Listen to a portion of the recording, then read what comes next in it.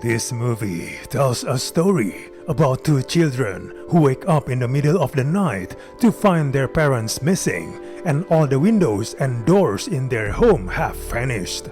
First of all, this movie is different.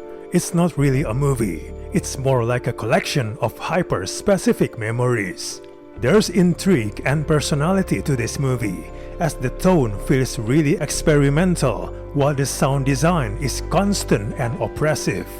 Unfortunately, this movie fails to keep the audience interest as there isn't much in the way of plot. The plot is pretty much about those children who are stuck inside a house with no doors, windows, or sense of time. Their parents are gone, though we occasionally hear their voices and their words are placed on the screen in harsh and uncaring subtitles. The camera wants to look everywhere apart from at its characters. The lens refuses to frame characters beyond feet, and long stretches are stationary gazes into infinite blankness. The entire film is filled with lingering shots of flickering lights and still images of toys and televisions. It's a 100 minutes movie of angular shot selection without reveals, while eerie noises suggest supernatural visitors. The horror here is never exploited with obviousness. Implied is an appropriate word for this movie, since most of what happens is more insinuated than shown.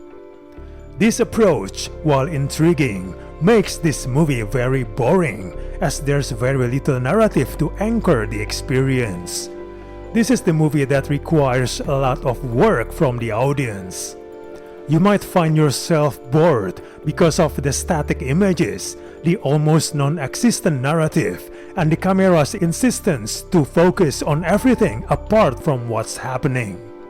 They all seem to boil down to recycling the same cheap trick that nothing is as it appears to be. This becomes really tiresome because of the running time and the constant jumping back and forth between the same rooms. Despite being a short 100 minutes, it can at times feel 10 hours long as it's excruciatingly tedious. Overall, this experimental movie should be 10 minutes long at max. As it is, it's really boring and really waste of time. We do not recommend this movie at all.